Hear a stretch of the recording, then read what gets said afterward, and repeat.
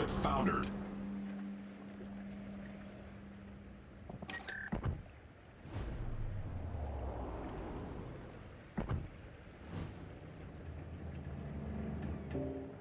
Hey teammates, Ripper here. Hope you guys are doing wonderful this evening. I got a great, awesome video with the Ragnar by popular request.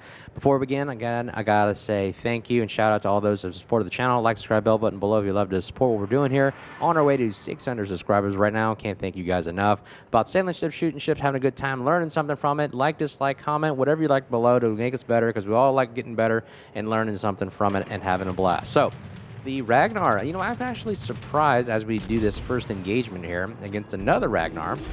Ragnar versus Ragnar, look at that. I'm very surprised sometimes when I guess you could say, play clan battles or engage in a game that a lot of people still don't know what a Ragnar is. And they kind of just encounter it 1C, 2Zs in a while because it is kind of hard to get sometimes. I believe it is for steel. So a lot of people kind of want to save their steel. They're not really DD mains. I'm a DD main. I like the DD action gameplay style, but a lot of people like the big ships, you know, the cruisers or the battleships. So a lot of people are saving their steel for that. And again, a lot of people don't know what a Ragnar is, or nor do they want to get it. They seem that I've heard a lot of reviews that the gameplay is kind of boring in Ragnar.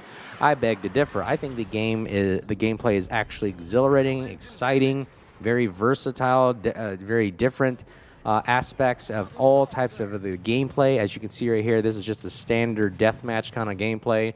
No objectives really, other than either capture the flag, capture their point, or kill all the ships. And I think the Ragnar does a really great job, not only in, you know, capture the flag, domination, capturing the points, even just epicenter or standard kill. I think it's really great. Now, the build you saw before is a build design more of a well-rounded kind of destroyer base, where it's more focused on hunting and surviving. Because if you're going to go around hunting DDs, you're going to basically need to have the survivability to take damage, heal back, come back, and fight again. And I like this gameplay, the styles, and I focus on rapid-firing guns, which I normally like, because the guns on this thing are decent. They're not long reloads. It's good enough. It's fast enough. There's only 2 turrets. And then the gun reload, the base reload itself is already great, and then adrenaline rush kicks in. It helps out a little bit as well. But really, the guns are so big against destroyers that you don't really need a rate of fire. It's really just consistent, accurate hits that take a lot of damage over time and consistency, as well as Ragnar having, you know, a decent HP pool, but also a 50mm side armor plating that allows you to deflect most DD shells. So this is more of that DD hunter kind of style gameplay. As you notice, I have the radio location finder, that arc in the middle of the screen there, that tells you the location of the closest ship near your position. Great at identifying the destroyers, as well as, you know, our concealment 7.5, our radar is 7.5, and then this is a destroyer with radar, which a lot of people say is overpowered, but really I don't think so. It's only 7.5 kilometers, and it's good for doing situations like this, where you get an unsuspecting DD in smoke. What I do is I put my crosshairs inside the smoke area, look at the range. You can see my range right in the middle there, right tick. It says 5.56 kilometers. I'm within range. I got guns on. Hey, let's pop that radar. Oh, never mind. He comes out. You can either pop or wait for they come out, so I get to save my radar and just start firing at the destroyer right there. You notice, look at this, full pens, 1,400 damage with those full pens. I mean, these are 150mm guns that really are kind of like rooster guns, and they just, man, eat destroyers alive, and it literally, they cannot hold off on it. Couple ships that can potentially hold off on this, or Cabas, or, you know, really heavily armored destroyers, but Haragamo goes down, and he launches some torps at us as well, but that's all right. We get stop fairly okay in the Ragnar. The Ragnar looks pretty huge. It's kind of like a mini cruiser in my opinion, but it does stop pretty effectively, and what you need, and you have engine boost if you do require it in the long run. Now the Ragnar, as you can see, is shooting from distance. Again, another aspect I like about the Ragnar is the ability to build for guns that reach out to 15.6 kilometers. That's pretty ridiculous for a destroyer, but very necessary, especially when you're fighting up against everybody and their mother, especially when you're the one spotting and you're the one taking damage, and you're pretty much a damage outputter and an open water gunboater. I mean, you don't have any smoke. Again, another feature that a lot of players don't like. A lot of people like the smoke, the comfortability of hiding whenever at a moment's notice, and yeah, that's cool. I like open water gunboating. I like to show myself. I like to get people shooting. That, and for people to start shooting on the other side, reveals all the positions to all my other teammates. So I'm kind of like a fight starter. You know, I like to start engagements, and I like to get people like get all riled up, if you will. But that's the fun part of being a destroyer. Just like a Forrest Sherman, a vampire, whatever. You start shooting from range and distance. You got to get those guys starting to shoot at your teammates or you, and reveal their positions as well. So right now, what is the play right here? So I like the Ragnar style in this instance, by the way, is I'm just staying in the middle and I'm just kind of gauging the battlefield. Look at my mini map and figure out where do they need me. It looks like the eastern flank is being overwhelmed by a lot of ships, so we're gonna go over here and support. And again, that's what I like about the destroyer role. It is very versatile. It means I can move from point to point on the map with ease and go where they need me. I like that. I feel like I'm the cavalry coming to the rescue, and that's really awesome. Bringing in gun power, gunfire, rate of fire, survivability, radar as well. I mean, the Ragnar comes with the radar. Most other ships don't have it. So I think the Ragnar is awesome in that regard because it provides a capability that most ships don't really have, which is, like I said, one of the most powerful skills in here is the radar. The radar literally just reveals enemies behind mountains within distance, or even behind smoke, which is the annoying smoke. I hate it. That's why I love it when a DD just smokes up and sits still in the spot that it's smoked up at, and you just kind of just rush it and pop the radar, and they can't do anything about it. They're just sitting there all nice, you know, fat, dumb, and happy, being quiet, and then you get hit like that by the rubric. But I do like sneaking up on DDs that are just sitting there thinking they're safe in their comfort zone, when really they're not. So another cool aspect is, of course, the rate of fire it can do and the armor piercing capability that you can do on cruisers and battleships. And you can see the Napoli is one of probably the most armored ships to fight against. I hate fighting the Napoli, but you know, if you get the superstructure is not armored as much as the rest of the ship. If you can get some of these well-placed 150 millimeter shells, it can really well. But also they start fires really well. That's what I really appreciate about the Ragnar and the Forrest Sherman. They start fires. Like there's another fire right there, and let's see if we can get this last shell on the superstructure. Boom! R.I.P. Napoli goes down. Back to the 40, and we have our first kill. Bagged it right there. And now we're going to focus on another squishy ship, which is the Ruprecht. That's the Schlieffen tiers kind of style battleships, more of the focus secondaries. But I noticed that, you know, they are very squishy in a sense, especially with 150 millimeter guns that pen about 30. I believe they pen 32 millimeter. I can't be wrong. But I think 30 millimeter is the base that it can pin. So majority of cruisers and, you know, some of these squishy battleships do have 30 millimeters or 25 millimeters armor around them. So these guns do really well against them. As you can tell, the Annapolis right there is a very juicy target for us. It's only coated maybe. It's like a Des Moines, a super Des Moines. And as you can tell, Des Moines only got 30 millimeters. So it can be overmatched by most battleships, as well as it can. The armor can be pinned by our HE, which is great at taking out cruisers and starting a lot of fires. So we're going to go ahead and charge him. We're not really afraid going in. And look at our armor is just, you know, deflecting really good, especially your nose in. But the armor on this thing is obviously like a DD, normal DD 19 millimeters, but the main, like I said, the main structure in the middle of the section of the Ragnar is 50 millimeter plating, so that does deflect a lot of the shells. A lot of DDs do aim in the middle section, like you see I'm hitting his broadside right there, his midsection, and that's where usually most of it's armored. And let's see if we can get this gearing. Boom! R.I.P. It's back to 40, number 2 kill of the day. Ragnar bagging it for the team right there. You notice the game is still neck and neck. I mean, this is where the Ragnar has to come in and shine. I always say, if you ain't shooting, you ain't helping. Okay, because look, sailing ships and World Warships is fun and all, but this is about shooting ships and taking them out and getting them out of the game. And the Ragnar does a great job of this. Because of the range, the ability to pen a lot of the armor, you are literally the person that everybody's going to be shooting at because you're shooting. And I hate that. Comment below if you like and talk about this. What do you think? But I don't like when people are playing this game and they're like, this is a world of warships, not world of sailing ships, okay? You want to go sail ships, go outside in your backyard and put a paper boat in the water and sail all around, okay? This is the simulation of us testing out techniques, tactics, strategies of warships. And warships have guns to shoot and use at, not sit around, hide behind islands or run away. If you want to do that, go play some other, kind of sim game. But this is a game where you're testing out strategy, techniques, aiming, hand-eye coordination, if you want to call that. I mean, you're literally trying to use ballistics and everything to come together to form a magical symphony of destruction and employing strategy at the same time.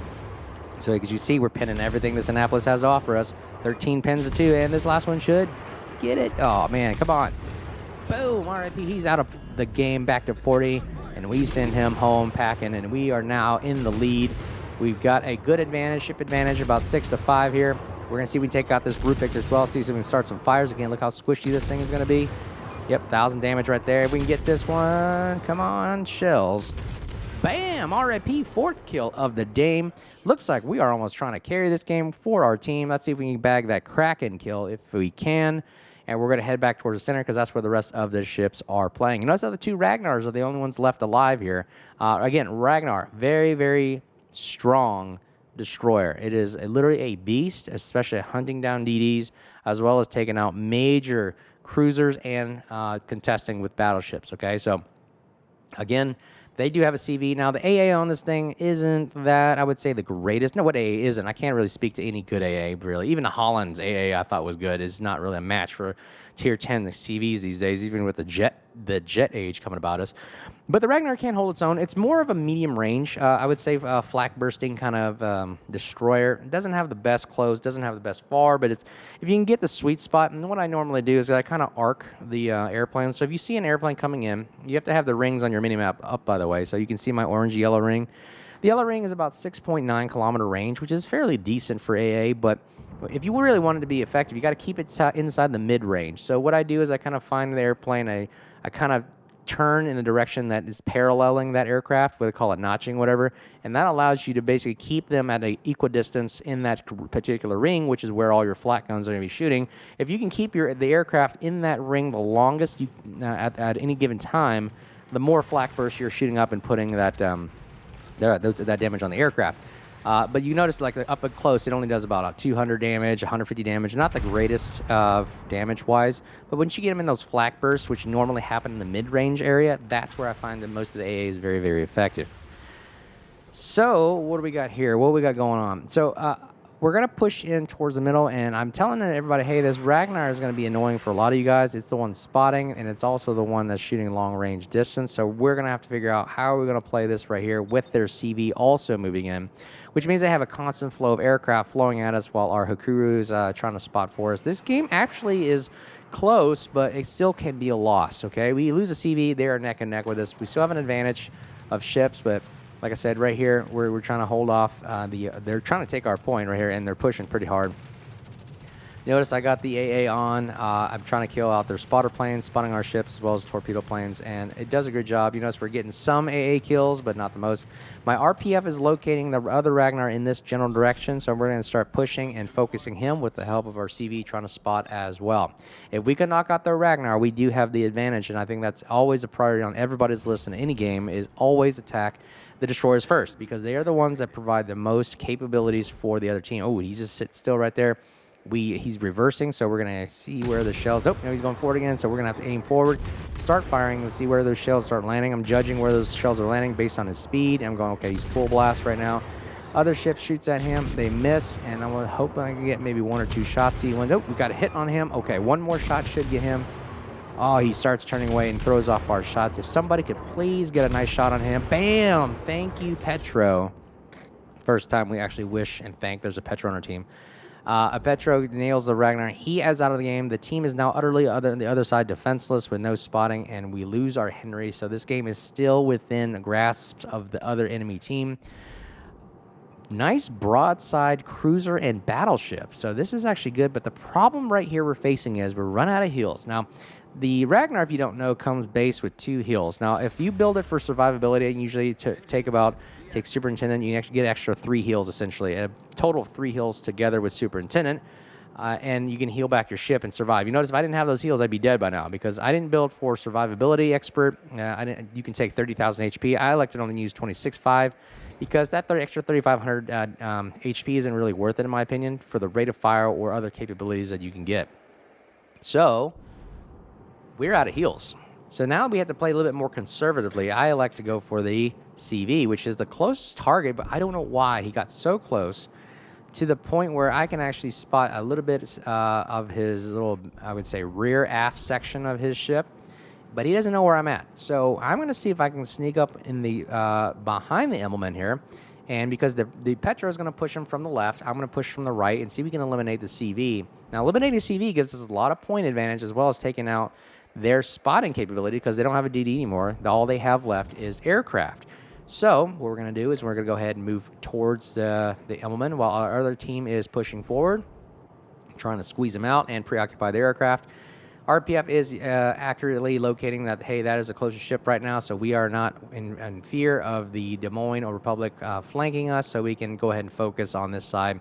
We'll use the islands as cover, so I've got the island on my right here to provide no broadside shots from the right or the Republic or Des Moines. So now we're going to see if we can get a nice clear shot if we had some good spotting here. You can see we can nail this CV and take him out of the gamey. Not a bad game, huh, folks? Four kills, not bad. And we are within radar range. We go ahead and pop the radar, and look at that. The advantages of having radar. You can shoot over this little curve here, and he can't really do much. The CVs take a while to start, so we're going to go ahead and sit here, wither him down as much as we can. Again, getting as much flak burst as we can do to get that, thwart the Immelman from shooting at us. We get some other help from our CV as well, and we're going to start shooting our HE. Notice I haven't used AP all day. The HE does just fine, and boom! Nice shot from the Iowa. Immelman goes down. They have no CV, and we are in the lead right now with 6:08 to 4:23 with only about 1 minute, 30 seconds left in the game. But I like the Ragnar.